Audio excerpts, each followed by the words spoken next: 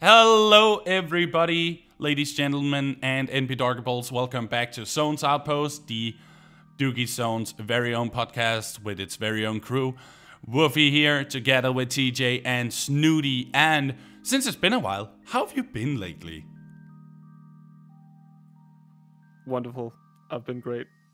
Life's good. Good to hear. How about you, TJ? On this mortal coil for the past 4 months. Rip. Wait, 4 months? Since Yeah, yeah. Yep. Got it. But yeah, it's certainly been a while, so I do think that today, before we get into any of the main attractions of this episode, I think I just want to ask, what have you all been doing these last few months, since it's certainly been a while? What about you, Snooty? I just finished my 10-week internship at an IT support company. Nice. And now I'm writing reports, going into my final project, and then hopefully finishing school soon. That's good. That's good. What's shit. the word count for the report? The first one is like 24,000 words, I think. Okay, what's 24,000 divided by 9? I just need to do some quick maths. Why 9? We'll see. Because 2 plus 2 is 4, minus 1, that's 3 quick maths. 24,000. That's actually quite a lot. Divided by 9. So you've only just got to write, have you tried turning it off and on again? 2,666 times. 0.6 recurring. True. No, it's 2,400 words per page, and it's a 10-page. Per page? Jesus Christ. Yeah. That's good. A normal page is considered as 2,400 words. Same. So, you must be using like font size 0.2 or something. well, that doesn't really affect the words. No, but just making them readable, I guess. I mean, it doesn't matter if it's more than one page, but for one page to be filled out, it's 2,400 words. Yeah, Okay. yeah. Makes sense. How about you, TJ? I What don't have know you been where they doing? got that, but yeah, TJ, tell us about your life. Well, I got full-time employment. Hey. Good job. Signed a contract in January because I was on as a temporary worker for the past year and a half, and they finally decided, hey, this guy's not a complete reprobate. We might want to actually sign him on. So they did. Nice. I do got they know? a promotion, I guess, kind of. So I'm in a different area of my workplace, and it's all right. I'm enjoying it. Should be getting another pay rise this month as well, so that feels good. Awesome. I've been commentating Smite. I did a Valorant LAN in February. Epic Land So, 35, right? Yeah, Epic 35. So just been pottering on really through life, I guess. Yeah, good. I mean, it's Woofy? always good when some things are going your way and you're getting a raise and stuff and promotions. That's not something to, scoff at. Personally, I will have snuff at it. I've literally not been doing anything other than breaking down into tears every few weeks because of my own self-perfectionism. So it's been a bit rough, but at least on the positive side, I've been spending a lot of time with people that I enjoy spending time with, Been very socially active. Watched Arcane with Snooty, and then, we just, we're just going to move past that.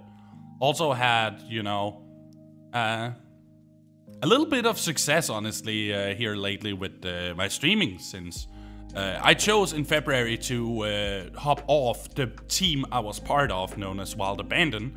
No offense to them, it's still a great team. I just felt that it was better to go solo, and apparently it worked. I can see growth happening in my stream ever since I left the team. Way more active chats, way more interaction with other streamers. I have the mental, what do we call it? I've just been having a lot more energy to focus on, my own streams and supporting other streamers. Whereas when I was on the team, I was way too stressed because I always had to find this new streamer in the team that I had to raid every time, and instead just focus on raiding my friends, the people that I actually care about. And I can see that it works because in my statistics, I apparently have 2% viewers in common with Asmongold. So that's something. Is that the is that the metric that we're going off here? So yeah. How many percentage? How many percentage on the trade is Twitch affiliates, and then the next step is 50% in common with Asmongold, and then Twitch partner. Well, he is a big streamer after all, so I wouldn't mind having as many viewers from his community as possible. But yeah, I think like career-wise, let's put that in quotation marks. Things have been going well, but mentally a little bit tipsy-turvy. But overall, pretty okay. So yeah, change can be difficult. So yeah. Also, you know, started that team in Overwatch because we're preparing for Overwatch 2. So that's together with my boyfriend and one of boyfriend and Snooty's old bandmates. And then, of course, a person both TJ and I know, Royal, has joined in on the fray for the Overwatch team. So that's really good. I'm really happy about that. But yeah, this episode is what I would call a cop-out episode, because I was being lazy, so I found the quickest, easiest way to make a podcast episode happen. A 3x3 as per usual. Everybody knows what it is, but if you don't know what it is, let me quickly repeat what it is. Essentially, a 3x3 is a grid image consisting of 9 pictures, and it can have any kind of subject attached to it. It could be anime, it could be movies, it could be favorite notes in a classical composer. That might be a bit difficult. Composition? There's only 8, Composition, thank you, that word. But yeah.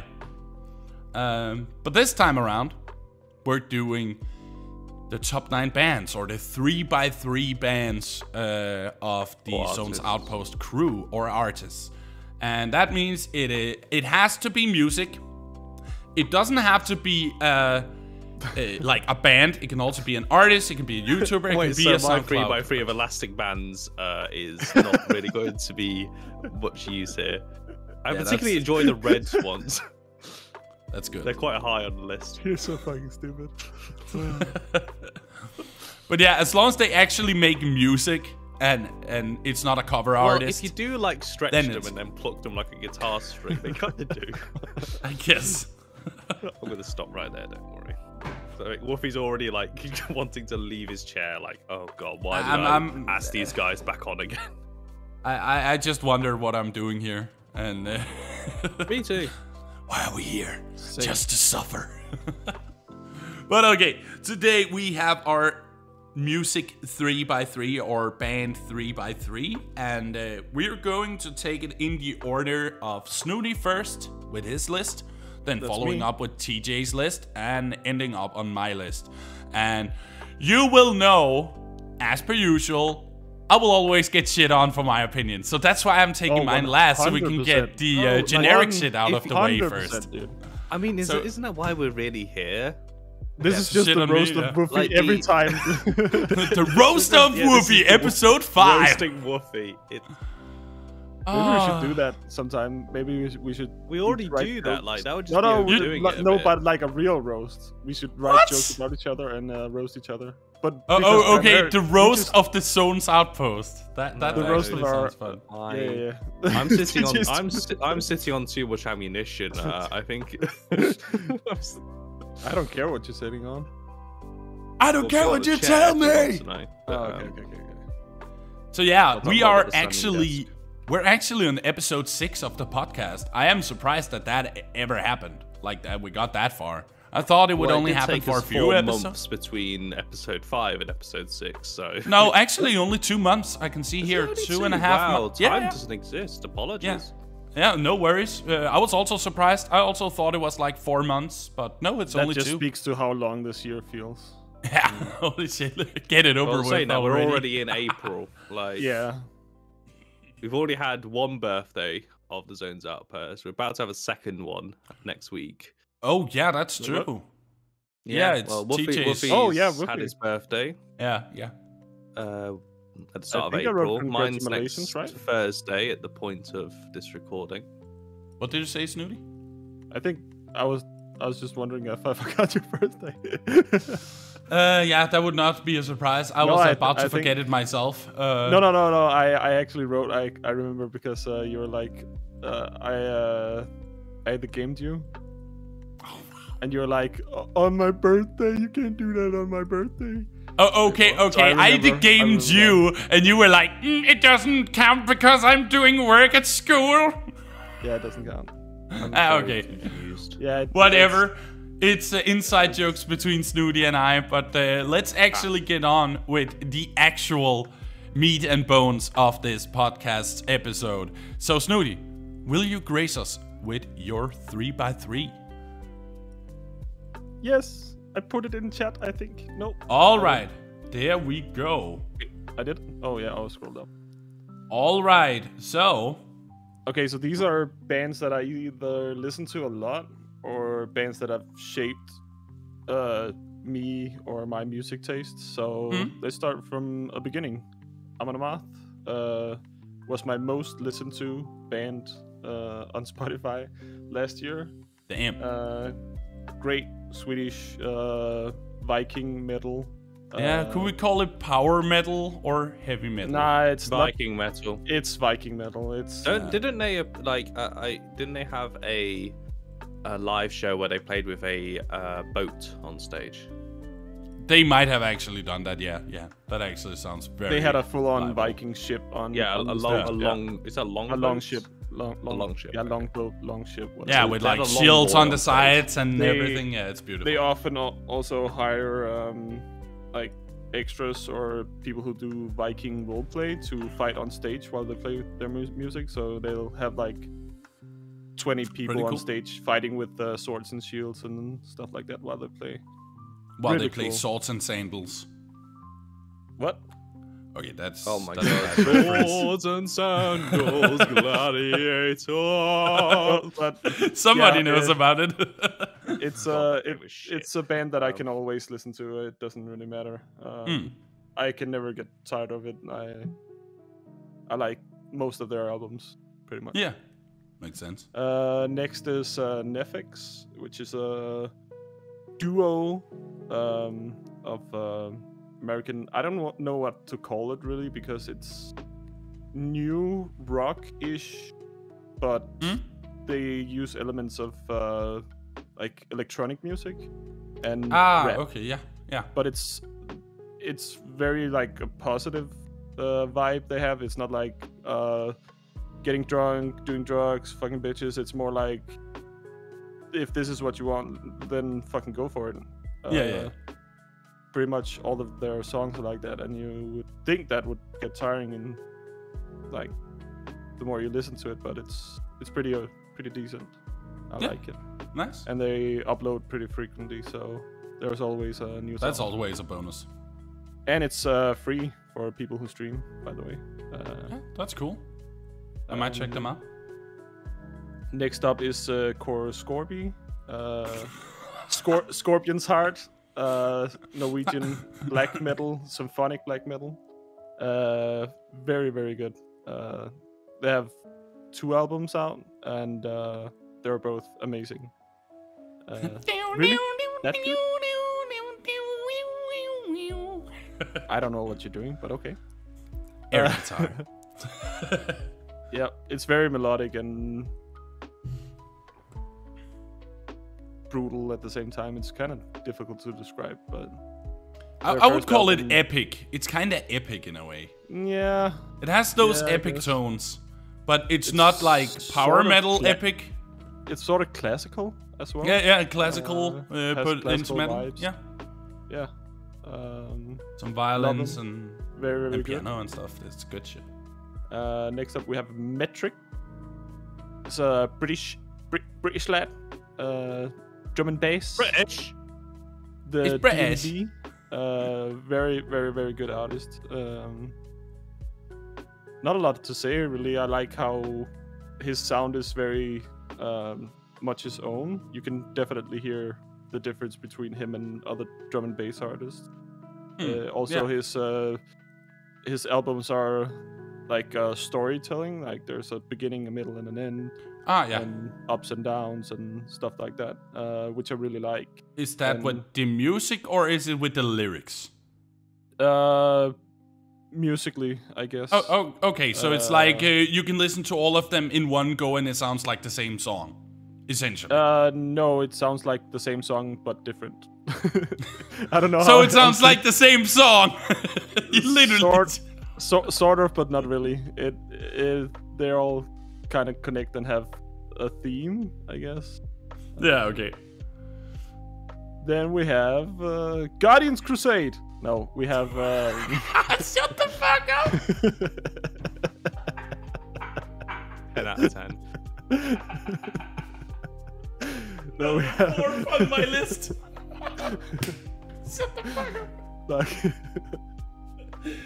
No, we have the band that got me into metal and pretty much everything. The band responsible for me learning the guitar, me joining a band, me meeting Wolfie's boyfriend, and then me meeting Wolfie, and then ultimately having this podcast, AC/DC.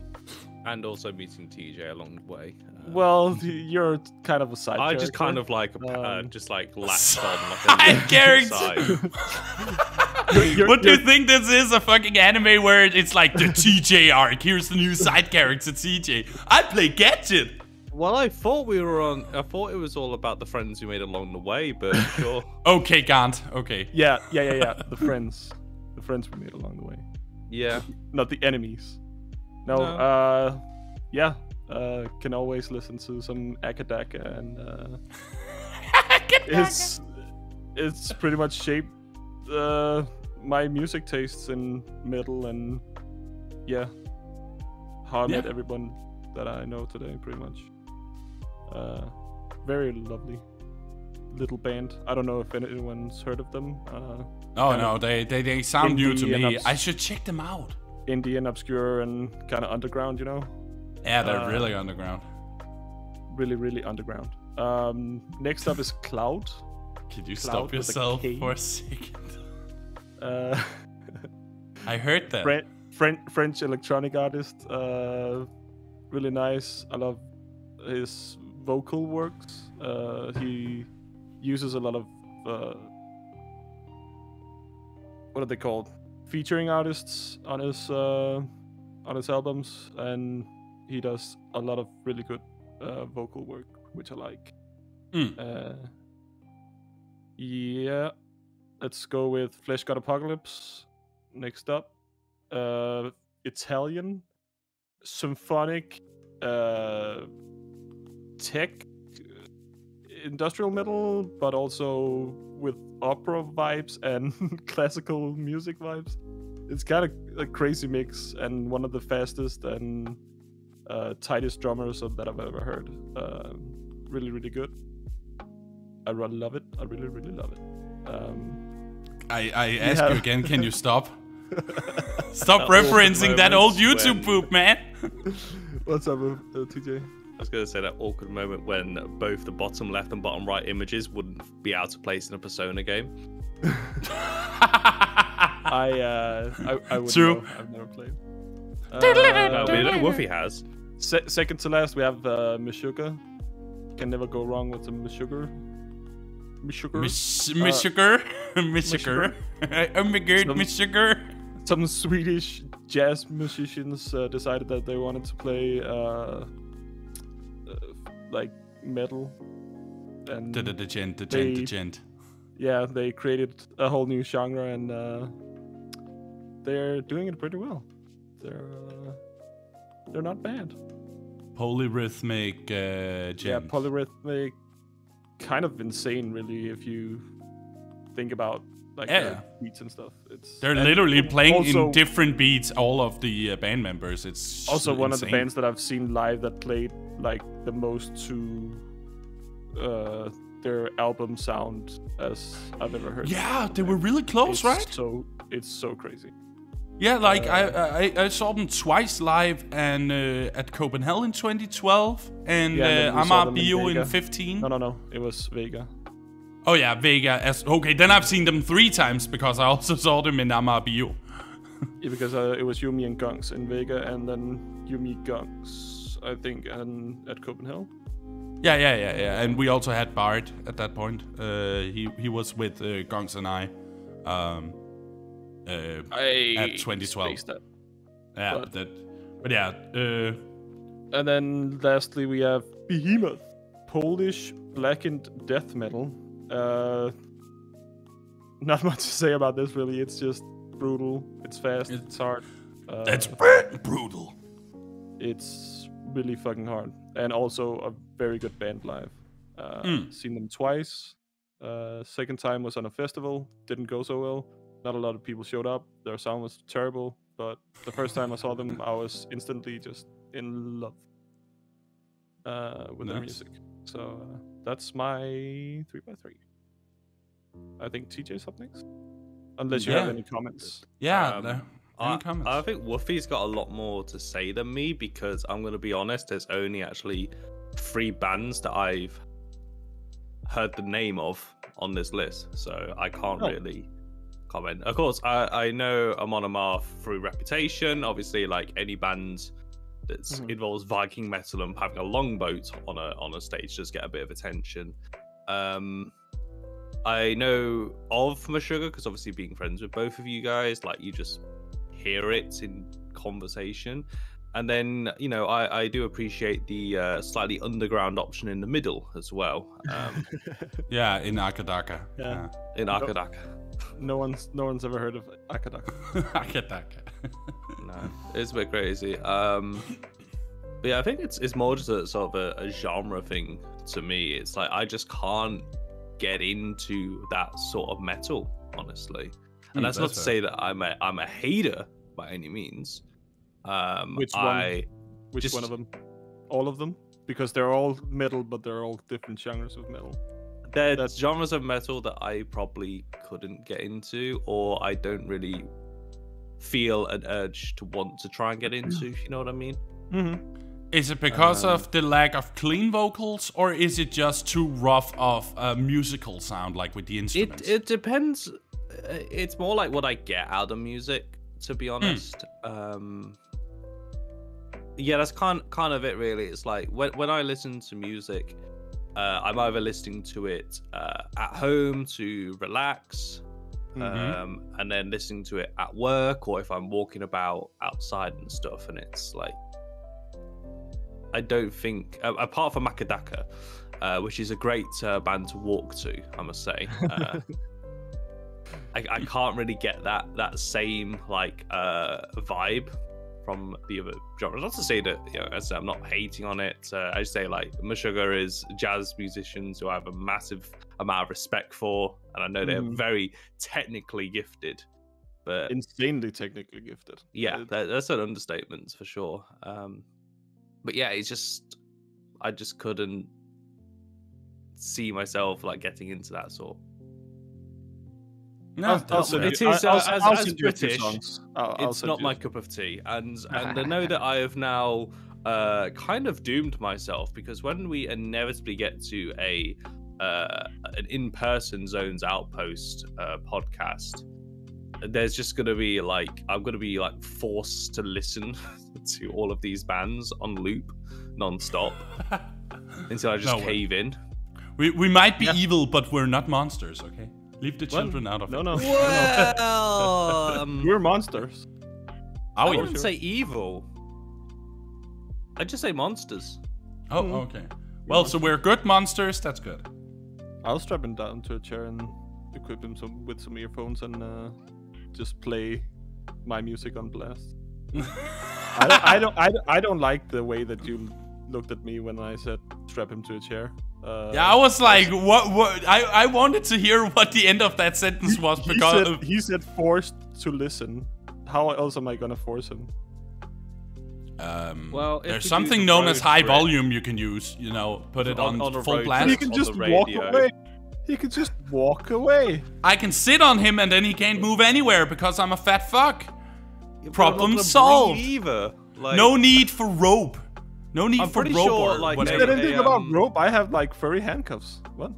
Oh, Oh no! Wow! Whoa! Whoa!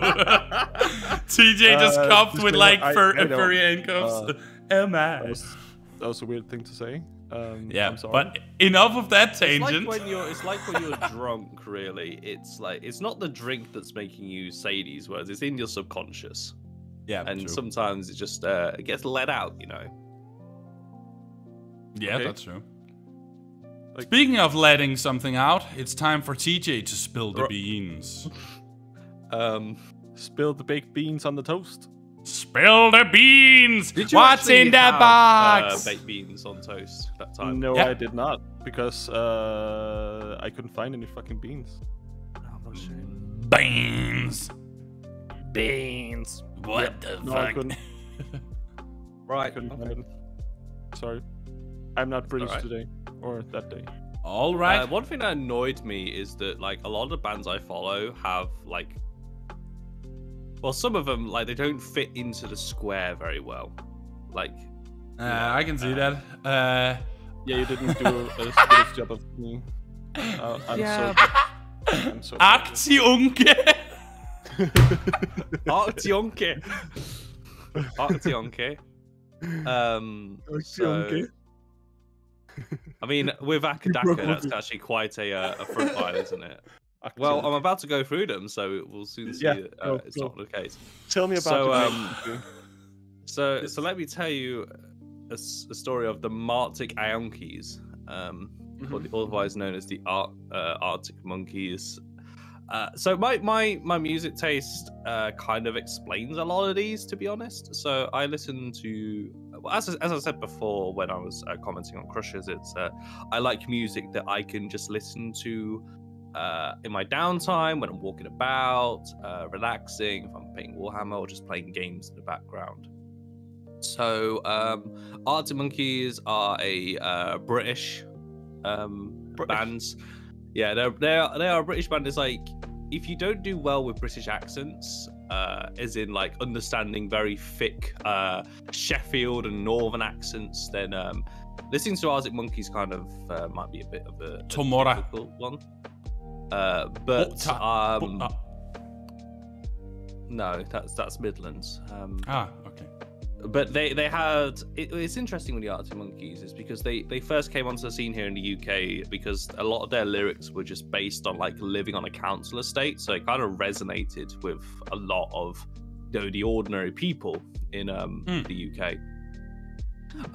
So like their first album, Whatever People Say I Am, That's What I'm Not, tells stories of like meeting going out to the pub with your friends, meeting coming across women of the night, shall we say, in Sheffield. I think that's a song called When the Sun Goes Down, which is an absolute banger of a song. There's songs about first relationships, heartbreak, running away from the police. I think it's a song called Riot Van, which is on the second album. So it's more like, so they started off that way and they became absolutely, pardon my French, fucking massive here in the UK. Like they were already headlining like Glastonbury and Reading and Leeds, which are our biggest music festivals here in the UK. Yeah. Just off their first album, like they're already flipping headlining it. But since then they started to experiment and go just kind of off the deep end. So their last album is just shit. Honestly, it's just dreadful, their latest one. But for the first 4 albums, pretty alright. Avenged Sevenfold is the one that Woofy is already like trying to hold back a laugh because they what I consider my 3 favorite bands are like straight down the middle of this 3x3, Avenged Sevenfold, and I'll get to the other 2 in the center and the bottom middle. But then they decided to get into the NFT game, and I lost a lot of respect for them. NFT. I kind of want to distance myself really from that sort of band and focus more on the music, at least. Because they are a band with quite a good social media presence. There's personality in there, especially when they're on stage. I've seen them the most live. as well. So I've seen them in 2 festivals, and I went to Norway to watch them as well, because why not? Yeah, and this was a band that I got into from Call of Duty Zombies. They did a few songs on there which are just absolute bangers. And yeah, it's also a bit like Crusher with Akadaka. It's a band that inspired me to want to get more into music, because it's where my musical background comes from, because I played in a lot of orchestras and big bands like jazz and stuff like that, is that I do appreciate like compositions in music and stuff like that, and in individual technical knowledge, which would make me a good Meshuggah fan, I'm sure, but I just couldn't get into it. So I get a lot of that with Avenged Sevenfold songs. It does hit my music itch, so to speak. Catfish in the Bottlemen is another British band. Actually, no, I think they're a British band, but I think they're from Wales. I'll have to double check that. I think they formed in Llandudno, Wales. But anyway, they're from Wales. Yeah. Okay, yeah. And this came more recently. It's like, when you decide to try a different genre of music in your playlist, like on Spotify, you'll just hit the I'll hit the indie playlist, because I listen to a lot of just rock and hard rock stuff, and then it's like, when I'm at work, that's not really everyone's cup of tea. So indie is quite a popular genre over here in the UK. So I'll lump the 2 bands together, Catfish in the Bottom and Nothing But Thieves. They're bands that I listen to a couple of their songs and like, yeah, all right, I want to listen to a bit more. And then you listen to like some of their albums, like, okay, I want to listen to a lot more of this band. So I've got basically the entire discography of Nothing But Thieves in my main playlist, and also Catfish in a Bottleman as well. I've just realised that they are, a band like, say, Catfish in a Bottleman. A bottle, yeah. But yeah, okay. So you feel those 2 bands are kind of alike in their like in how they affect you, like they both make you want to listen to more of their songs. Yes. They're like the bands that you kind of heard the name of before. I mean, especially here in the UK, is that they appear every now and again. Nothing But Thieves, funnily enough, actually were the supporting act for when I went to see Muse in concert for the first time. Okay, it's all knitting together now. It is all incredible. It's all connected. There is a massive link between all of them, but it's like, at the time I was like, yeah, they're a pretty decent band, but I kind of like just sort of forgot about them. And then they came up in my in an indie playlist a few times. It's like, oh, maybe I'll give them a shot. And I was incredibly pleasantly surprised. So much so that I would have enjoyed the Muse concert a heck of a lot more if I'd actually like been as much of a fan of Nothing But Thieves now as I was back then. The same goes for In Flames, which is on the left in the middle, is that they were the support for Avenged Sevenfold. Again, hadn't heard of them before. They put a great live show, so I decided to listen to them a bit more. And yeah, they're pretty freaking great, honestly. Swedish metalcore / hard rock bands. Really encapsulate the clean vocals. I love the vocals of the lead singer in some of their songs. Yeah, the vocalist is really talented. I've seen them live before, so I get you on that. Yeah, they are fantastic. Their latest album as well, I think I had that on loop about 3 times. I just love it. Understandably so. Yeah, Muse in the middle. Of course, the center of my world. They are my favorite band. Hilariously, Woofy thinks that they only ever released a song called Uprising, and every other song sounds like it. I'm sorry, but I still think that I've given it a try. Don't. I cannot tell Woofy, you why, but it all sounds the same. You forgot to turn off the loop function on YouTube. No, so no. To Uprising constantly. No. I was listening to an entire album, and I was asking. Clearly, you weren't. Yes, Clearly, I were. You were not. Okay, people in chat, in the comments, right? Yeah, I'm too used to streaming, but yeah, write in the comments if you think like I do.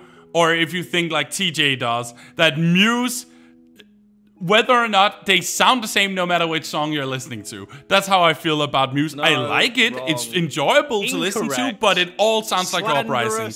Everything sounds like Uprising. That's the only How song can Muse songs has that ever were made. released before Uprising sound like Uprising? Because that was just a prelude. That was just, you know, like a prelude to Uprising. Like, it's like we're working towards making Uprising. That's our only song. The four albums before You just got fucking lawyered. Resistance album. Not really. I just got owned by that one got sentence. fucking lawyered. No. Because I just remember, when Origin of Symmetry came out, which is considered one of the band's best albums, and you know, it's a pretty freaking good album, all things considered. I'm more of an Absolution fan, but hey ho. And it's like, yes, I'm listening to Newborn. It does sound like Uprising. What's Uprising? Oh, well, you'll find out about that in about 7 years or something. Yeah, I think that's about right, actually. Yeah, basically, Woofy listened to either the song on loop or put it on YouTube, and then went out for a walk. Because or else it just all sounds the same. It's so incorrect. It's almost tilting me. Almost. No. I just. Yeah, it's annoying, but yeah, Muse are my favorite bands. I just love all of their songs. They are bands that I just keep coming back to for any occasion that I need it. They have a song for every occasion. And it's also kind of nice that they got Linus as the vocalist. It's literally Linus Tech Tips or Linus Sebastian. That's the vocalist from Muse. What the fuck are you on about? And seriously, haven't you seen, if you take a picture side by side between Linus Sebastian from Linus Tech Tips, or the media group, and the vocalist of Muse, they look alike. They're like twins. It's scary. Never heard of them. So yeah, I think Matt Bellamy is a criminally underrated guitarist as well. Just honestly, an incredible band to listen to, the entire discography. There are bands that, unlike the Arctic Monkeys, went experimenting, but actually kept like their sound, so to speak, or like what made them so good, really. But so I am waffling on a bit, so I'll quickly go through the bottom three. So George Ezra, again, bit of a recent one is like George Ezra gets a lot of radio playtime here in the UK.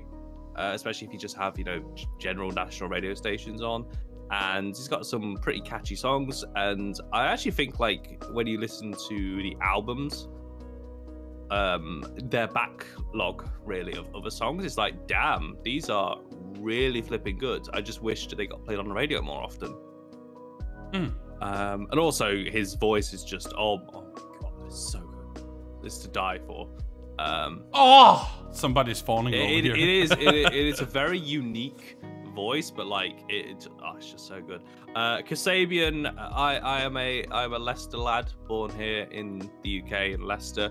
Kasabian are a band also from Leicester, so I felt like I have to put them on this list. A little bit of bias goes a long way.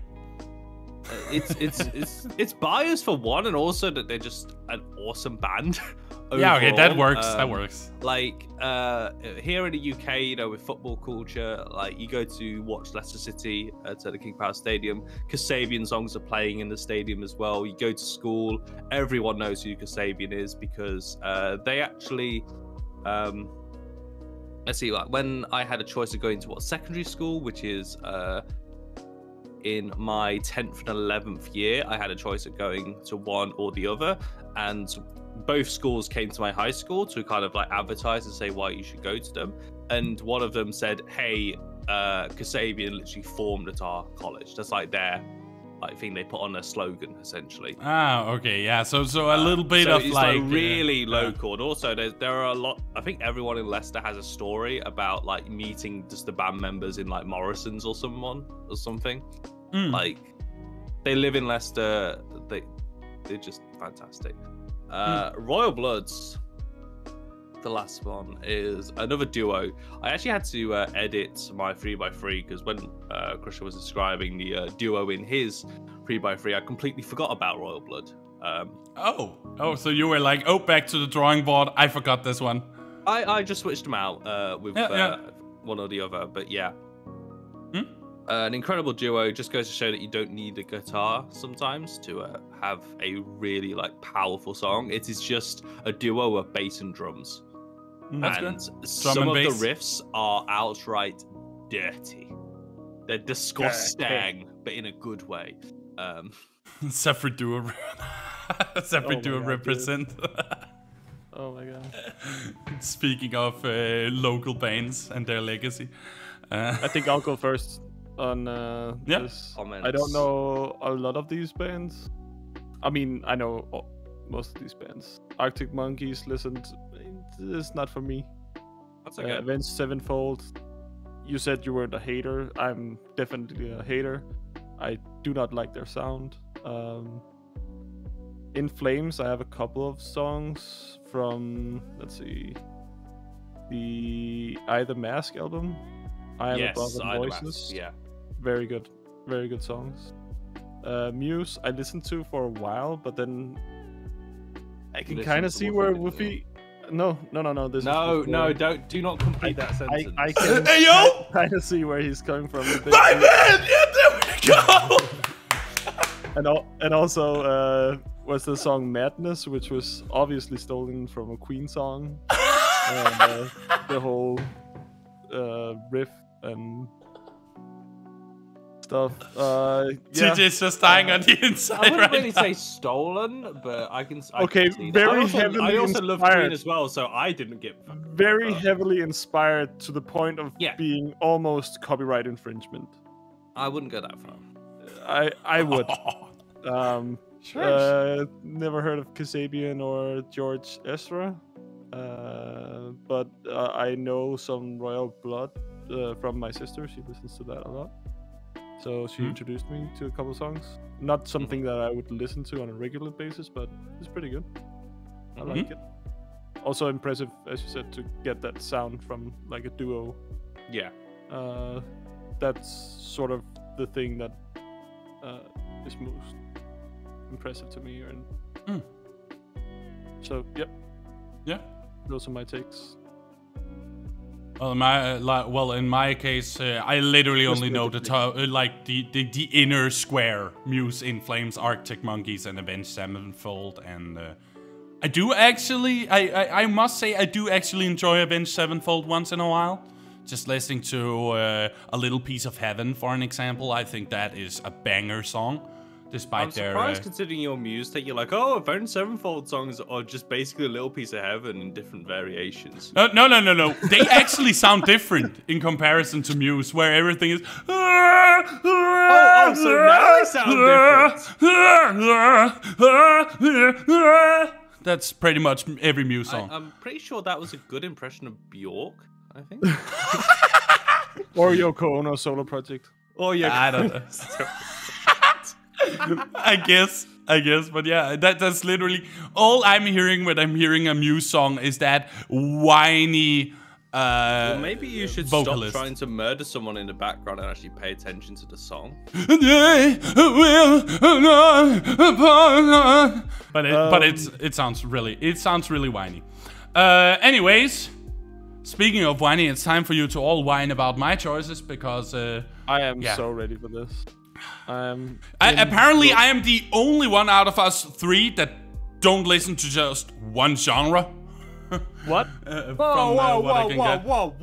There was rap, metal, and fucking electronic on mine. Lay down and weep. Lay down and weep. The king is in the house. The fuck is that, dude? What the fuck is this? Okay. Now we are going into some of the sexy shit here because now we're having a little bit of a mix-up here because it's not just metal or not just hard rock in certain variations. Now we're talking about direct genre switches. Like, we start off with Snoop Dogg. Like, how can you not put Snoop Dogg in your 3x3 Snooty? You've been living on rap for such a long time. You were listening to Wiz Khalifa, you were listening to Snoop Dogg, Ice Cube, Notorious B.I.G., so on and so forth. And I was surprised you didn't have that because in my opinion, the best rapper of all time has to be Snoop Dogg. His music from the start and until now has always been bangers. I can listen to several albums in a row and not get tired of his sound. What about Snoop Lion? That was also actually good. I actually enjoyed the reggae album. I'm not even joking. I actually enjoyed it. But he got, as far as I heard, he got actually thrown out of Jamaica for disrespecting the Jamaican people while he was there. So that's why Snoop Lion stopped being a thing very, very quickly. They were not happy with him. But it was actually good, but whatever. Let it be. Then we have a Bloodywood. Essentially, if you mix traditional Indian music together with death metal. Very, very simple. I just recently found out about them because my YouTube algorithm said, hey, you like Indian music? Here, go. Here, Bloodywood. They mix English vocals and Indian vocals in Punjabi, and they use the sitar, the Indian guitar, and the tapal, I think it's called, which is the Indian drum, together with bass, guitar, a normal drum set, and of course 2 vocalists, one that's rapping and one that's singing, or growling, so to speak. I think they're really good just because they are mixing cultures together in harmony, and that's why they ended up on my 3x3, because I've never heard a band being able to pull off putting traditional into metal as well as Bloodywood. And now we're going all the way over to, how would we put that? I would say funk. I would say it's kind of funky with Prince here. I don't know if I would put it as pop or funk. He has some funk songs though. Yeah, but... And he's worked with Bootsy Collins before, so... I'm a little bit mixed. I mean, if we're getting so pedantic about genres now, you weren't when it came to our things, where it's like... It's like, is it one or the other? No, actually, there are some songs which are more leaning this way. When me and Crusher argued that, you were like, no, they either all sound the same or just the same genre. Decide. Yes, it's all the same. Like, if you're listening to Avenged Sevenfold, you've listened to them all. Just like if you've listened to, you know... So I'm basically gathering my list just proves that I'm a basic bitch when it comes to music. True, but that also showed when you showed us your 3x3. Yeah, actually, I was about to say, you are the comfort food guy in this group, and that's fine. Controversial, yet so brave. But yeah, I love Prince. I think he has amazing sound. I've been listening to several albums multiple times, and I've just come to the conclusion that I love the vocals. I love the way Prince produced his sound. Like, it was always in tandem with the music. It was not just like, let's have this vocal and put it on top of some music. It was like they had to work together in perfect harmony before a song could be made. It sounds like they were really working together during the production process of making the right sound that fits his vocals. And that's just why I like it. I think it's that's my comfort food. Prince is my comfort food. Whenever I don't want to listen to anything, I just want to chill, that's what I put on. Then we have Meshuggah. Snooty already mentioned it. Like, seriously, I freaking adore this band. It's one of the few bands that can make me angry in a positive way. This sounds so weird, but some metal can make you feel angry in the best way, where it's just like, oh yeah, I'm a fucking god, I'm the best, you know? That it really hypes you up. It really hypes you up. Sometimes I listen to it when I'm having a workout, like when I'm in the gym. Last time I was in the gym was a few years ago by now, but I want to go back there. I miss being in the gym. But there I always listen to Meshuggah because it made me want to push that like extra bit of energy out of me during my my warm-up, where I was like running on a treadmill or something like that. I always put on the hardest song I could find, and it always ended up on Meshuggah. So been listening to them since 2011, where I met Gongs and Snooty and all that, and seen them live 2 to 3 times. Really lovely band, has great great scene presence. If you see them live, you can definitely see that they are loving what they're doing. Because they're putting their everything into it. Every single time they're live, they know they are going to, like, completely destroy the metal game. Then we go to the middle. Now we're going into actual funk. Actual funk. This is a funk artist from Japan known as Bradio.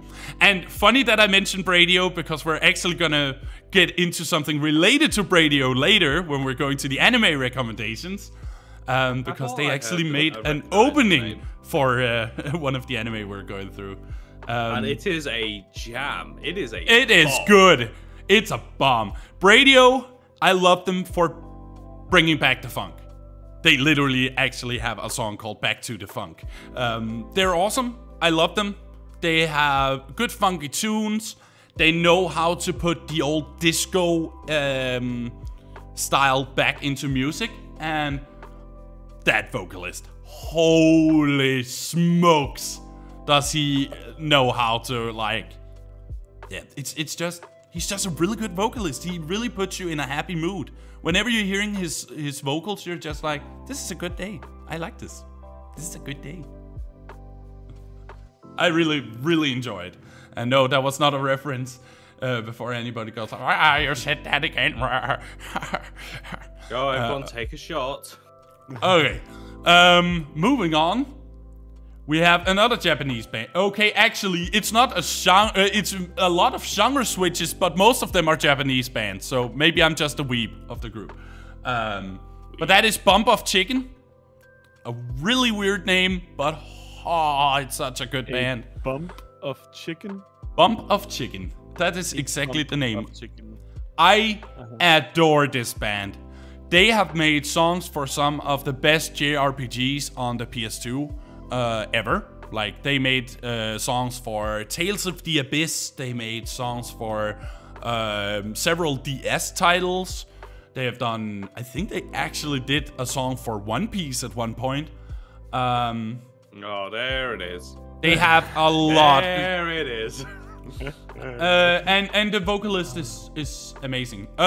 If any of you have seen Kikai Sensen before, or Battle Blood Blockade, then they made the opening Hello World, the first opening of that series. Really good band, can always recommend. Yeah, we did, and it's really good. Leonardo Burger. Yeah, it was okay. I think it's good. I think it's wholesome. The opening, though. It's wholesome. Yeah, I like the opening, but the anime was in my opinion. All right. Okay, now we're getting to more Japanese bands. More Japanese, but this is different because, like, while we're going with funk, and then afterwards we were into what I would call pop. It's just J-pop. It's J-pop, straight up. Bump of Chicken is J-pop. Now we're going to J-rock, and that is Juve World. J-rock, baby. If you know anime, if you know shonen anime, you know Juve World, because they have made openings for almost any shonen out there. They have been working at it for 20 plus years, I think. They've been making songs for Bleach. They made songs for history anime like The Legend of Aslan. They have also made an opening for was it Fire Force they made an opening for? They've made a lot of openings, or a lot of songs that became openings. But they are pretty much anywhere in the shonen industry when it comes to openings, or endings for that matter, because they are onto it. Very good band. I can recommend it if you like rock. If you like rock, you will always like Juve World. Unless, of course, you are one of those people that are like, I cannot listen to something I don't understand because I don't understand Japanese. Then it's not for you, because they never speak an English word, ever. They don't even do that, what is known as English. They don't do that either. They only speak in Japanese, and they never stop. That is it. But a really good J-rock band overall. Okay, then we have in the bottom middle, a band that I was recently introduced to through one anime where they made every single song. A band known as No Name. like know as in I know name. This band is a Japanese EDM band. They make a lot of weirdly sounding, like they're going for a really weird electric sound. There's a lot of whoops and swishes and like sounds of lightsabers and stuff like that. It's very weird, but it sounds good. Like I can recommend songs like Night Surfing, Strange Meat Pie, Who Am I, stuff like that. There are so many songs they've made that are really good. Knock on the Core is also a really good song. I think this is a band for people that likes uniquely sounding bands, because it does sound very unique. It's not for everyone, and I've heard a lot of critique that people dislike them for sounding like they're just making noise, but I disagree. But let's agree to disagree, just like we are going to agree to disagree on the points of views between TJ and I. That's also perfect. We can all have our own opinions. And I'm just gonna move on and take the last one out of the way. This is a YouTuber that makes mashups from America, known as DJ Cummerbund. This dude, it's like he knows every song in the world and knows how to mix them. It's insane. He has mixed Still DRE and what is it called? Down with the Sickness. He has mixed a metal song with a rap song and made it sound good. That like he can mix anything together and make it sound good. He is a master of his craft, in my opinion. He is really good at the whole mashup game. Like he knows which songs can be put together to make a beautiful mashup. Like I don't know what he's doing. I don't know how he does it, but he manages to mix genres together by taking the song of one genre and the music of another and mix them together in a way that you never thought would work, but it does work. He makes it work. Like he mixed This Is America together with September, and it sounded amazing. Oh wait, that was not him. That was Syriac. Never mind. But yeah, a really good mashup artist that I can recommend. But yeah, as I said, like it's switching a lot in genres for my 3x3, but it is mostly Japanese bands because I feel the Japanese bands got the sound right. Like I will always enjoy a new song from a Japanese band, but I will not always enjoy a new song from a Western band, because I feel that they are trying too much to experiment, while the Japanese bands have the tendency of staying in their comfort zone, what they're good at, and continuing, so they don't lose that sound that TJ mentioned, like where it sounds like sometimes that bands can lose their sound and not sound the same as they used to. I think that is what Japanese bands does best. They sound like the band they are. Even if they switch members, it's gonna sound the same. And that makes sure that it feels like a Juve World song, even though it's 2022 compared to a 2001 song. They still sound like a Juve World, despite sounding like different songs. It still sounds like the band. So yeah, those were the 3x3's. I can see a lot of metal, I can see a lot of hard rock, and I can see a lot of... I can notice that TJ and I are more focused on the vocals rather than Snooty, that is more focused around the sound of the instruments. I don't know if it's just me, that's just what I notice.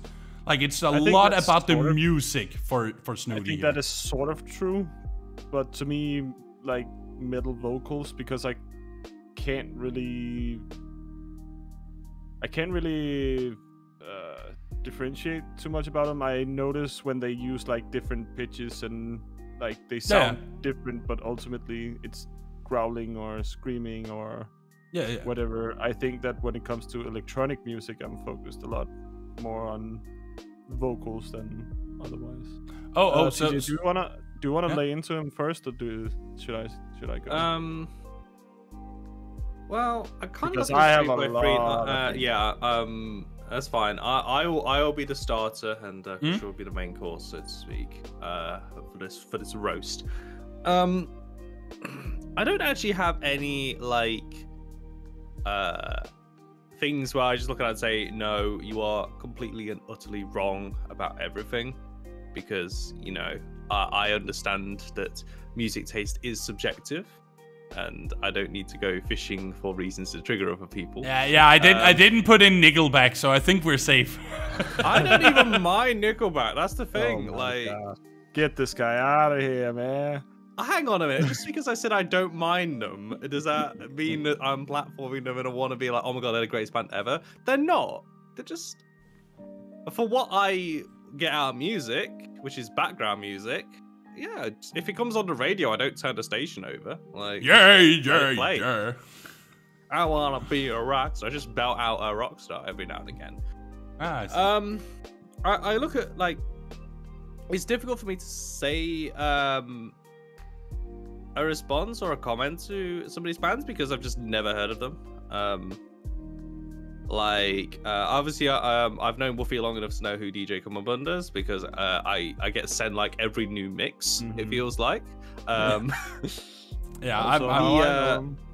I've already talked about. The Japanese bands I can't really talk about, but there have been songs that bands I've been introduced to by anime, and it's like, hey, I want to listen to a bit more of them, like. Because obviously, like, the example that Woofy gave, which we're going to talk about, is a song called Flyers, which is one of the anime's opening, which is like, holy crap, this song is a banger and it's only 1 minute and 30 seconds. I need to listen to the full one. And then it's like, damn, this is just great. Snoop Dogg, not my cup of tea. If you like it, fair enough. But yeah, I don't, so whatever. Yeah, that's fair. Prince is just from me. Like, I don't feel strongly either way, to be honest, about Prince. Again, if a Prince song comes on the radio, I wouldn't change the station, but I wouldn't go out my way to listen to the song, if you know what I mean. Yeah. Like, I would actually go out of my way to listen to it. I would actually stay in front of the door to the store for a few minutes to just. Yeah, I can imagine. I understand. Obviously, Prince has got a huge, has a very fanatical fan base, and a bit like David Bowie, for instance, like quite a very huge cult figure in each of their respective music scenes. So I can understand that. Again, it's just a kind of an from me. I can respect the talent. He's certainly he was a very talented musician for sure. No one's denying that, but not my cup of tea. And other bands, yeah, I don't know enough to even comment. So, what you got, Snooty? Now, this is a story all about how my life got turned upside down. And I'd like to take a minute to sit right there and tell you how it became. Luffy, calling Snoop Dogg the greatest rap artist of all time is such a sin. It's on par with watching dubbed anime. No, it's not. It's so bad. Luffy, you cannot be serious. I'm serious. I've listened to Snoop Dogg, but there are so many other rap artists that are so much more talented. Just mention one. Eminem, Tech 9, Twista, Notorious B.I.G., whom you also mentioned in the same fucking sentence as Snoop Dogg, but you still put Snoop Dogg above that. Yes, I will always put Snoop Dogg above Notorious B.I.G. because I only have one song from Notorious B.I.G. while I have multiple albums of Snoop Dogg that I'm listening to. You're completely entitled to your opinion, but you're also wrong. Moving on to Bloodywood.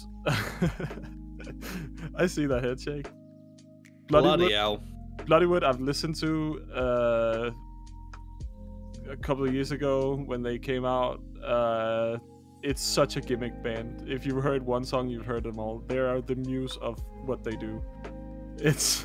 I like the TJ. Say the last part of that sentence. I'm like, no. Muse equals gimmick. But now I just want to leave the venue.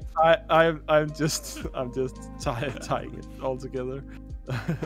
No, but you mentioned that they use like Bollywood inspirations and Indian instruments and Indian culture that they include in some music. And that's all good and well, but all of their songs are just the same. I'm sorry, but they're bad.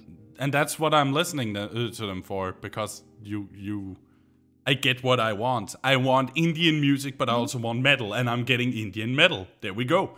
I get what I want, even if it sounds the same. I don't care, because that's one of those metal bands where it's like, I like the gimmick and I'm gonna stick to it.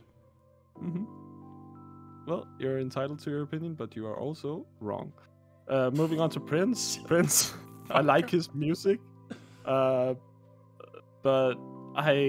you mentioned his vocals as being one of the good parts about Prince, and I think that's one of the worst parts. I dislike his voice. I love the music though. Meshuggah, not much to say about that. I had that on my list, so you're excused. All these Japanese bands I don't really know, but if you like that Japanese EDM band, I definitely have a suggestion for you. Kasai Hardcores. Yes.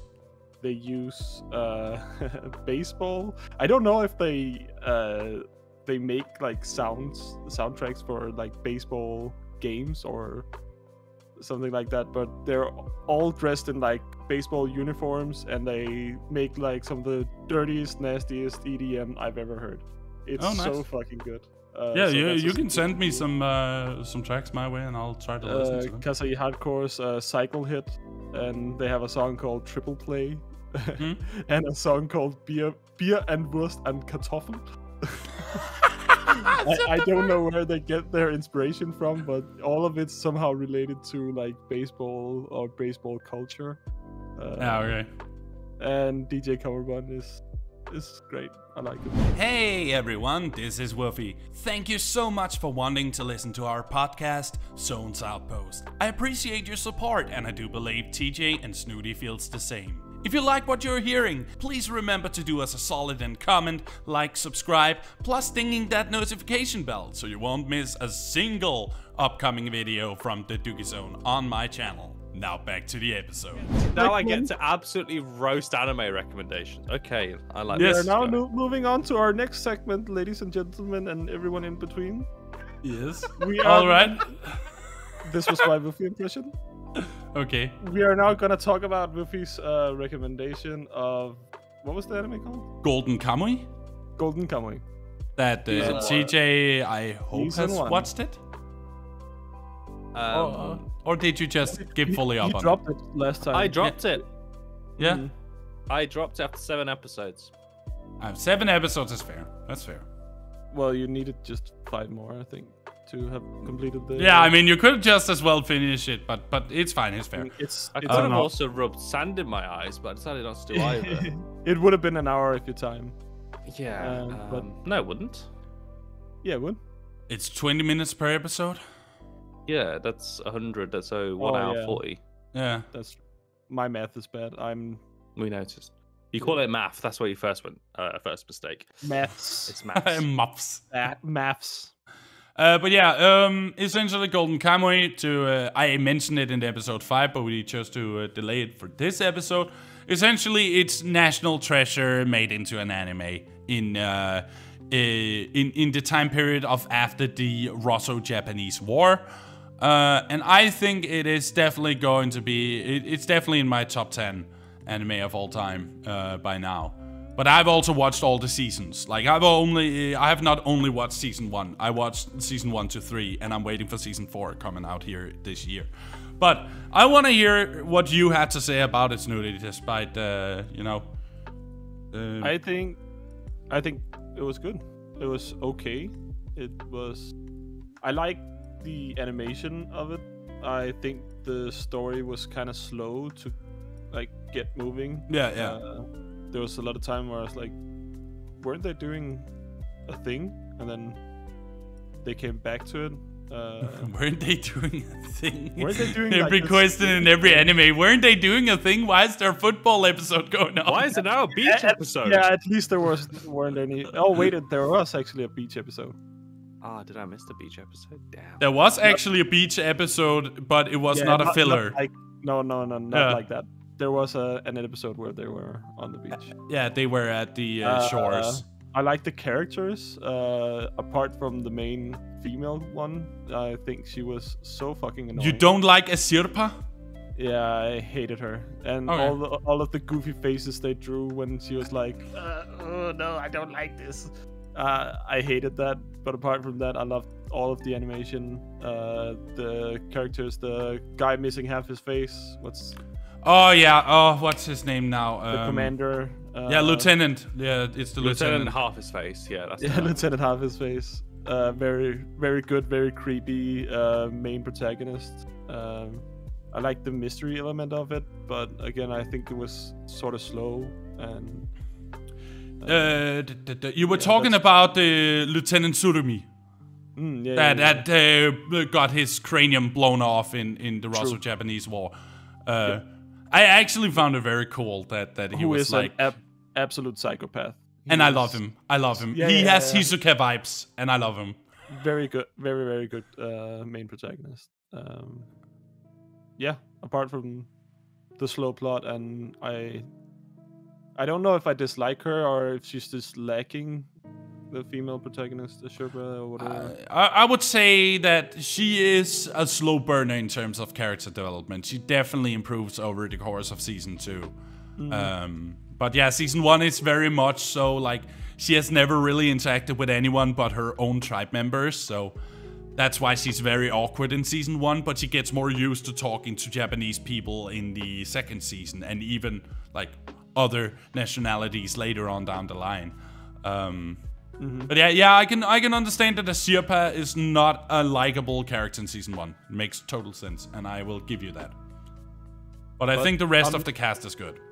I'm not opposed to watching the other seasons. I just have a lot of other anime I need to finish first before starting. No worries. But yeah, why was it that TJ? I want to hear like your whole honest opinion, like why you chose to leave it behind and why it didn't interest you, because I'm curious to know what didn't interest you. Sure. Where I'm trying to think where to start, really. Honestly, I did not get on with the anime at all, which, will not come as a shock because I ended up dropping it. I would say I've dropped shows for a lot less. So I was trying my best to kind of meet it in the middle with a few things, which is why obviously I gave it 7 episodes. I think if I wasn't trying so hard to like it, I probably would have dropped it after the first 3. It wouldn't have passed my 3-episode rule. But I stuck on, obviously there's got to be something here which Wolfie adores, so I'll keep going. And it took away all of my interest. I have my initial haha jokey things where it's I found the use of CG in the show just completely took me out of it completely. I think it's within the first 2 episodes we get this first episode actually we have to fight with the bear. Yeah, and the bear just looks absolutely awful. Yeah, okay, it did not go well. And it's one of the things that but this is obviously a subjective thing to me, is that I find I don't mind CG in shows. I think there are a lot of shows that I enjoy where they use it very well. Beastars. No, Beastars is not a show I've watched. They perfected CGI in anime. I'm just gonna say fair enough. But it's not a show in terms of shows I've watched. Oh yeah, of where course. it's used very well. For instance, Ufotable does use CG, but they kind of blend it in with everything else, and it enhances the art form. But then I just see the bear. It's also a reason I dropped Arthreta, which is a more recent show. Oh my word! But that's terrible. a weird thing where it passed the 3-episode rule, and I was like, okay, yeah, let's keep watching it. Because I thought the CG with I think the gun that the main character uses is all CG'd. And then there was a fight with 3 scorpions, and it looked like it was ripped out of Persona 2, for instance. I was like, five-headed dragon. I've already tried to remove it from my memory. I was purposely remembering less. Okay, I just rewatched it. Fair enough. It's still terrible. But there's a bunny girl in it, so I'm sorry. Reason number 2, there wasn't a bunny girl. But yeah, the CG at the start kind of didn't exactly get me off on the right start, shall we say. It wasn't a good first impression. So that's like my short reason, to be honest. The honest thing as well is I found that the show was kind of at odds with itself stylistically. Where the show is split, in my opinion, between 2 main storylines, and I found that it switching between the 2 meant it kind of like didn't master either of them. So you have obviously the national treasure part of the show, the hunt for the you're gold, led to believe is like the main driving point behind the plot. It's your main character trying to, to find this gold, following this breadcrumb trail of all the prisoners with the tattoos on their backs. It's like, okay, a nice maypole that we can dance around and introduce other plot elements. But then there's a lot of attention given towards, I believe is it Ainu culture, I think? Yeah. If I'm reading that. Yeah. So with Yushabsa, sorry, you know her name. Ezra. And her village and her culture and everything. And it felt at times when I was watching, especially some of the middle episodes, the show kind of forgot what its main plot was. Where we would get 3/4 of an episode in the village learning about like their hierarchy and everything. Hello? No, I was just gonna say that's what I think I meant. Right. Earlier when I was like, weren't they doing a thing? Yeah, well, exactly, yeah. So like, it's like they devoted 3/4 of an episode to teaching us about Ainu culture, which was very interesting. I have no issues with that. And then it was like the last 5 minutes, here's a horse chase for some reason, because we forgot that we're also an action treasure hunting adventure. He forgot.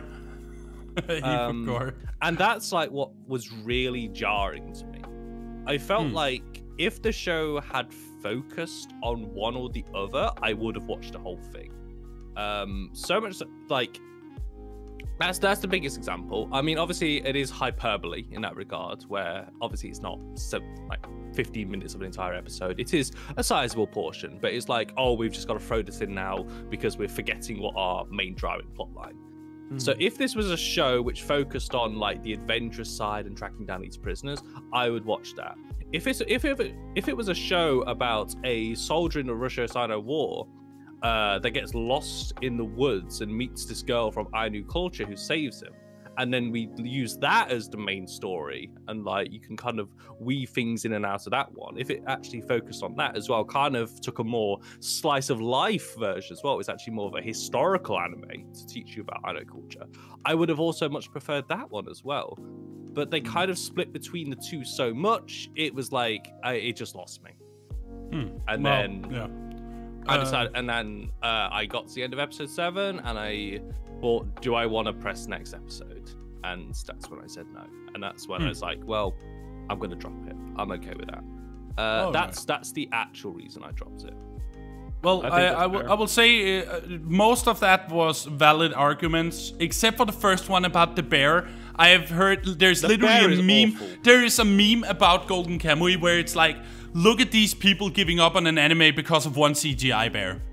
Like, that's literally a meme in the Golden Kamuy series, because the story is really good, but some people give up on the anime just because of that, and I'm like, that's a little bit, like, disrespectful when you think about, like, how much CGI they're putting in other anime nowadays. Like, seriously, My Hero Academia, you have maybe not noticed, but they use CGI a lot. And people don't notice it. Yeah, because it's done well. Like, it enhances the art form. Yes, but in Golden Kamuy that was the first CGI thing they ever made in the studio. In Golden Kamuy. Yeah. So yeah, that's not really fair. That's the same as saying Arifurete shit because of one CGI gun. No, Arifurete is terrible because of the CGI. It's bad, yeah. The CGI gun is good, but the CGI gun is great. It's just the rest of the show is so unremarkable. Trash. Yeah. All of it is fucking trash. Like, I disagree with the sense. I think the value of first impression is so powerful as well, because like an anime that has a fantastic first episode or first few episodes, you're more likely to finish the show. because it Arcane. Yeah, Arcane. That was Arcane for me, and that's the only anime or series I've ever watched where the first episode made me want to watch more. All other times it has been a test of patience, so I get your point. But I didn't feel that way about Arcane. I had to watch a couple of episodes. You said it's okay when you watch the first episode, but after the third episode you were like, can we finish it today? Already after the second one, I was like, do you want to just watch? Yeah, I got you.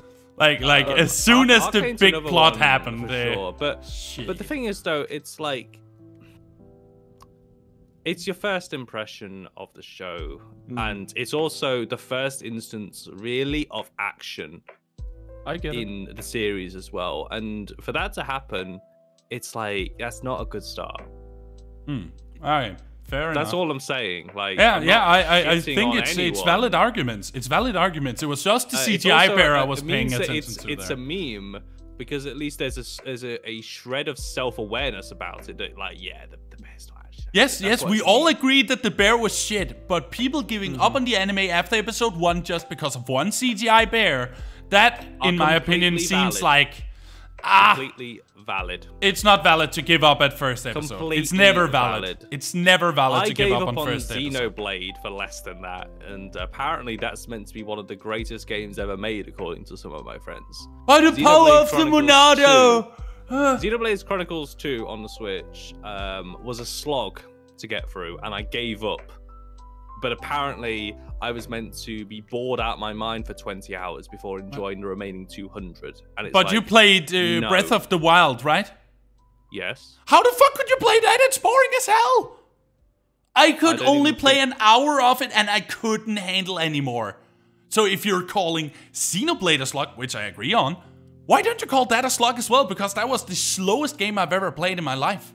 Nothing happened. Because Breath of the Wild didn't feel like I was being handheld through everything, where everything was being tutorialized.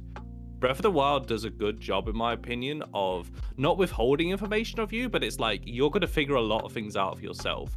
In Xenoblade, like, everything is tutorialized. You are not, like, the thing with Xenoblade, I know we are completely going off on a tangent right now, but still, is that the overall world and the characters are like, yeah, sure, I can get invested in this, but it's like, we need to tutorialize literally absolutely everything about this, and it's like they are just pulling you through a corridor essentially. Breath of the Wild is just, you come out of the thing and it's like, hey, here's where we would recommend you go, but in reality you can go wherever the hell you please, and you have to figure things out. But anyway, that's literally every JRPG. They give you tutorials until you understand the systems. It's none different from a Persona game in that regard. Yeah, and, it's just that the presentation of Persona is better than Xenoblade. No, my main critique of Persona is that it handhelds you too much in the start. Okay, I guess. If there was an option to disable the tutorial, I would take it every single time. Oh, sure thing. But we can't. Anyway, anime. We have another show to talk about. But yeah, they are my reasons for dropping. Oh, right, that's fair. So it's not just me going, haha, yeah, not good. Well, that was Golden Kamuy. We have watched that together, and we have watched a second anime together, which was TJ's anime recommendation, which was Death Parade, which had the song Flyers as an opening from Radio in my 3x3. It's so good. It's so good. It really puts you in a good mood. Anyway, yes, Death Parade. To introduce the anime I recommended is the 2015 Madhouse Studios production of Death Parade, which is an original anime. It's an original anime in the sense it doesn't have a manga adaptation or a light novel. It is just a straight up animated. It's an original. It's original. It is an original. It's an OVA, so to speak. It's a very long OVA, but yes, it's a show to me that honestly it was odd to itself. Like it's one of the perfect meme examples of the opening being so happy and everything, and then it's like, oh god, I'm just hit with depression for the remaining 15 minutes. It's just a Mr. Incredible meme with like the happy face and then it's the like darkened face. Did they know this sort of show they were making an opening for? They're like, yeah, let's put this song in. That's good. Then the first scene rolls in, and you're like, that was not what I expected at all. They gotta give you that dopamine kick before they just before they kick you out on the curb. depression. Yeah. So Death Parade, in a very basic sort of synopsis, it deals with what happens after you die. So the show, its entire premise are like individual serialized moments of you're introduced to two normal people, mostly, who have died. They don't know they have. They just find themselves. They wake up in this very extravagant bar. And they meet Deckim, who is your bartender, and asks you to play a game with your life on the line. And this is a way of Deckim, who is an arbiter, to decide what happens to your soul afterwards. Do you get reincarnated or do you get cast into the void? And the idea is that they put you through what are initially like pretty innocent games, like darts or bowling. And there are billiards as well. Pool, and introducing moments where you are putting your life literally on the line, either through pain, through like exposure to memories, to show the darkness in people, to give the arbiter a better means of judging your worth, really. And that's sort of like how that's like the formula for near enough every episode, so to speak. Yeah. Okay, I think I'm gonna think? start. This was actually a series that I had to pull myself together to finish. Because I absolutely adored the first episode, and then the rest felt really fragmented. The first episode felt cohesive and they had an idea. Then they start introducing weird characters that has nothing to do with the plot at all. Like the other arbiters, this arbiter world that they live in that we don't get any information about.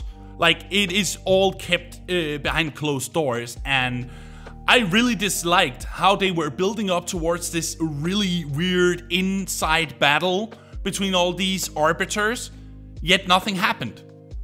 It was like something that was activated and then let go. Like, they were pushing a button and then they left the room.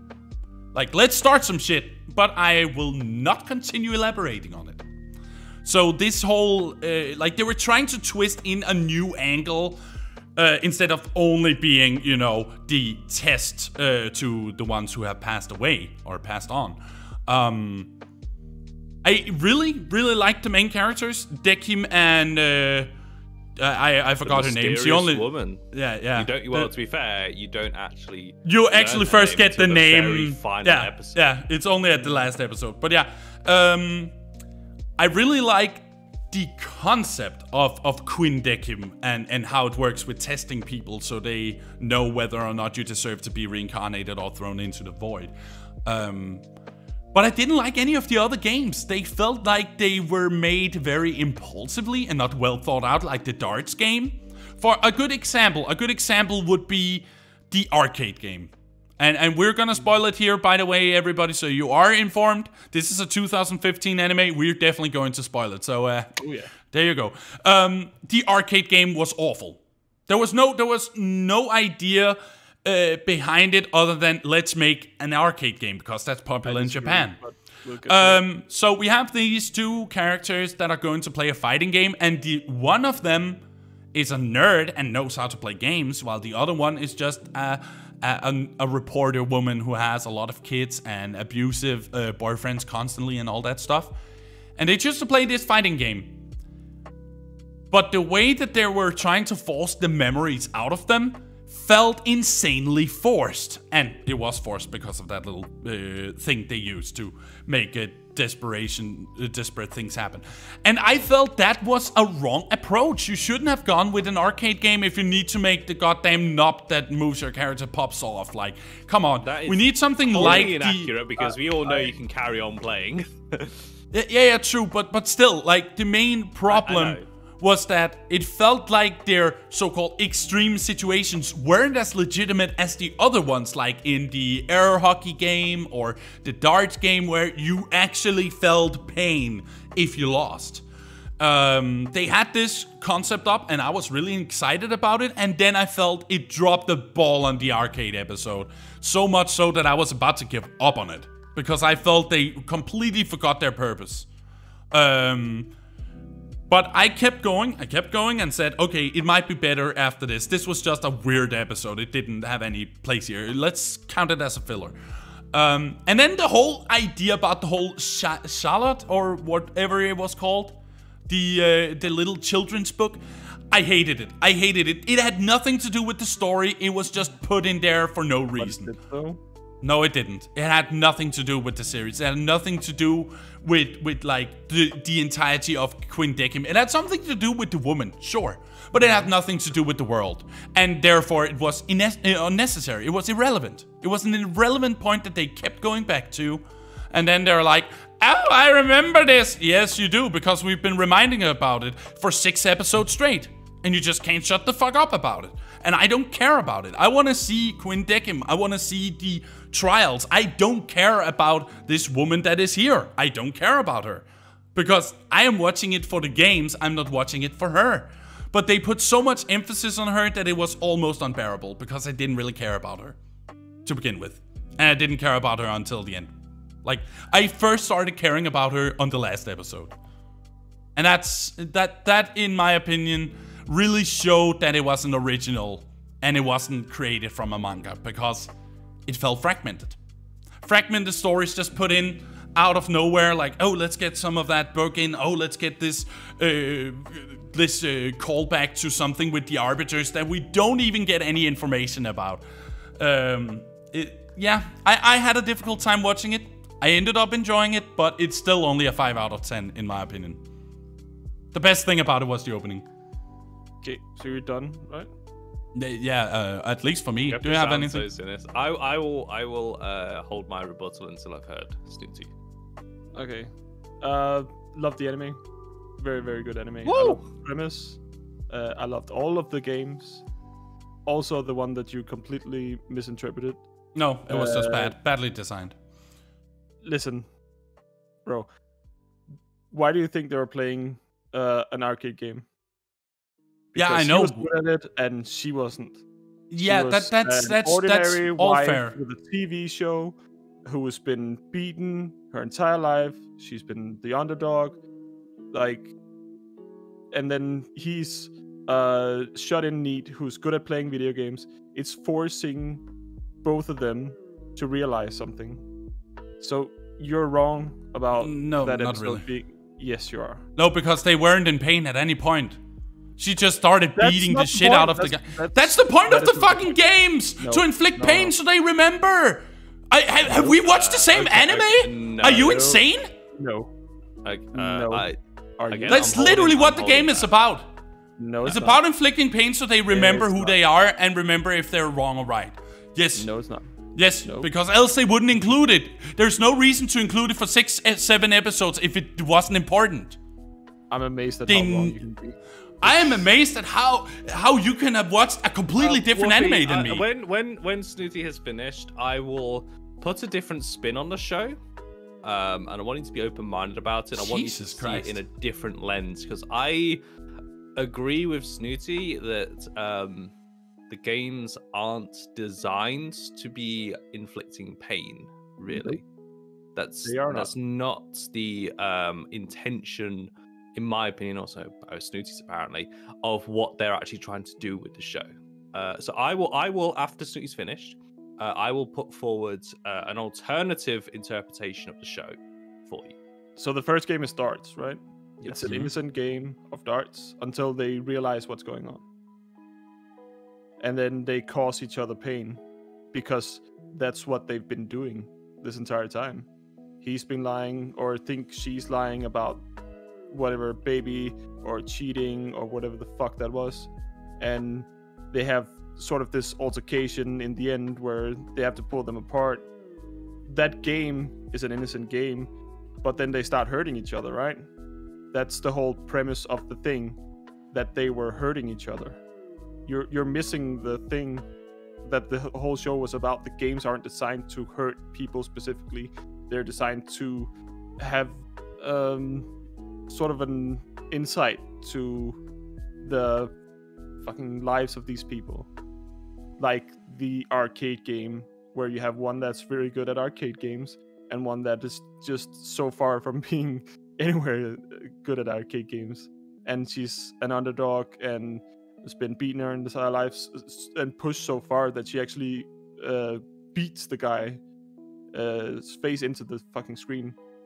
So you're missing a greater point of the show. Okay, then explain the ice hockey one. What is the between the lines situation there? Because I didn't see it.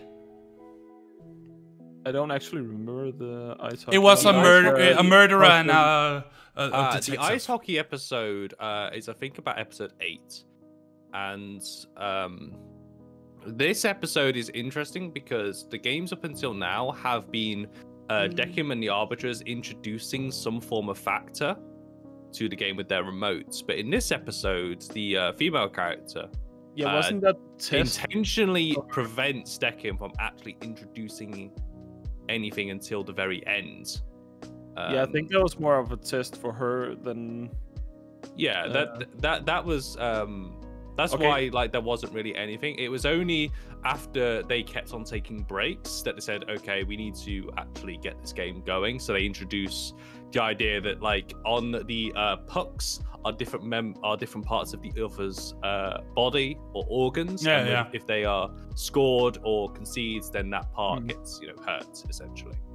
Yeah. Can I just go quickly back to the bowling game then? Because that one, their hearts were in the bowling balls, right? You could feel the other person's heart. And this story was about love and unreciprocated love.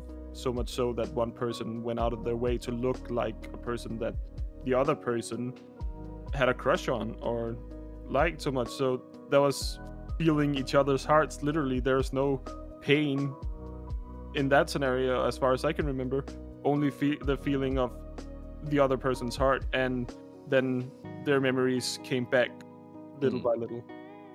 Yeah, that was also a very unique spin on it, but I feel that one was way better than the arcade one because it actually made sense. But now that I told you about the darts game and how they used that to portray that they were hurting each other, can you not see that there were undertones and multiple layers to this story? Yeah, but I don't read between the lines. I'm a very observatory person. I see what I see, and if I just see two people playing arcade games where one is good and the other is bad, I just find it to be bad design. I don't read between the lines in those situations, and that's why I maybe haven't really looked into why things were happening the way they were. But I just felt it was drop the why part for you. But I can understand that. This show to me was very much about interpretation, reading between the lines, themes that it draws upon as well. And if you took it at face value, then I can understand how the show can feel very janky, very all over the place of what it's doing, and then it just ends. Well, it ends, so to speak. But the reality, in my opinion, with the show is that it's actually you need to interpret it. It's a show that explores a question in a way.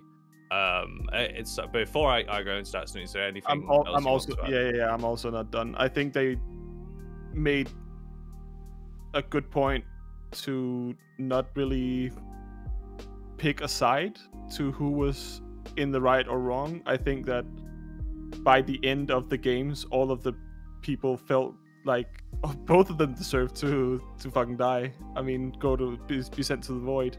I think they made a good point of not having one person be have a tragic story and one be oh, I just fucking died or whatever. It was all pretty tragic, and the introduction to the other arbiters, as I see it, is sort of a behind the scenes of if you're to judge someone of whether or not they're being incarnated again or be sent to the void forever, how do you do that in the right way? There were some intertwining? No, there was some friction between the arbiters because some of them thought of having put in human emotion into the arbiters so that they had a greater perspective of what was actually going on rather than taking things at face value. This is an evil deed, therefore you must be. Oh, but this guy is also evil, so who is more evil? Like it's to show that there are more. The world is not black and white. Yeah, it's gray.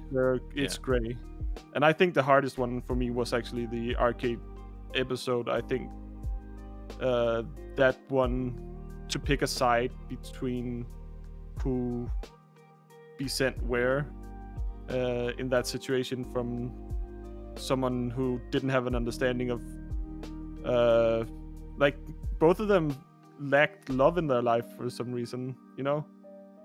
He couldn't see that his stepmother actually was interested in his life and took an interest in getting to know him, and he just completely blew him off, and he was depressed and eventually killed himself, and then only after death realized how much she actually tried to reach out to them and stuff like that. And then you have the success story of a single mother of, like, I think 4 or 5 kids. It was 5 kids, yeah. 5 kids who get beaten all her life until she gets her very own successful TV show about her life, and then she like becomes just a terrible person. But I think because of her life, that's not completely her fault. No abuse does change you. Yeah, exactly. And then her assistant snaps and kills her. So I feel like in that scenario, they just framed it very, very good. Like, you can't really who's supposed to get sent where. Like, it's a very good show for those reasons, I think.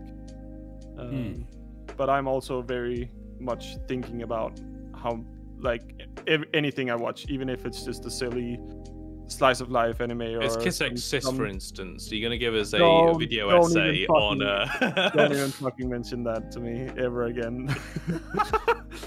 but I try and find so many layers as I can in meaning, because it has to be deeper for me to. Okay. I want to put forward, because I think Crusher's got the I think that's the reason why Snooty was able to take more out of the show, is because, as I say, was kind of looking into that. So I'm gonna put the alternate viewpoints to this show to you, Woofy, and I'm wondering if it changes maybe like your way of seeing the show. So the show is serialized, all 12 episodes apart from like the last couple and the main female lead are all individual in their own rights. So the show, to me, is asking a question. If you were to judge the worth of someone's life, do you put them in the best possible scenario or the worst possible scenario? So, for example,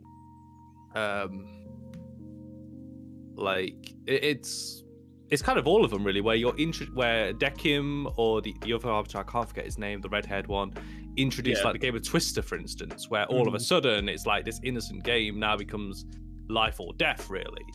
The darts one's a good example as well, when the guy realizes that, obviously, when he thinks he's been cheated on and everything, it's like he's given an option to inflict pain, and he does.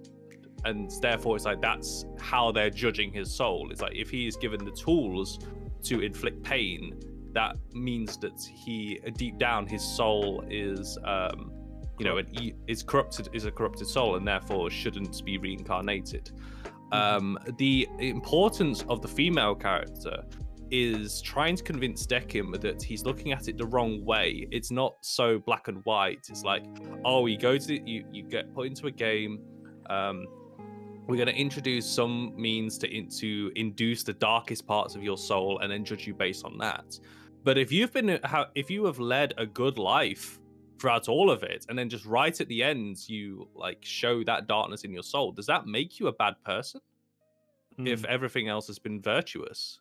So that's the purpose of the female character, trying to make Dekim understand that it's not black and white. You have to judge their life as a whole, not just the 30 minutes that you play this game. And it's not so easy. This show is a character study, essentially. I can tell that like because it's made in Japan, some of the themes it touches on can be quite taboo. For instance, like drugs, plastic surgery comes up as well. Like that was meant to be like the ha ha moment in the bowling episode, for instance.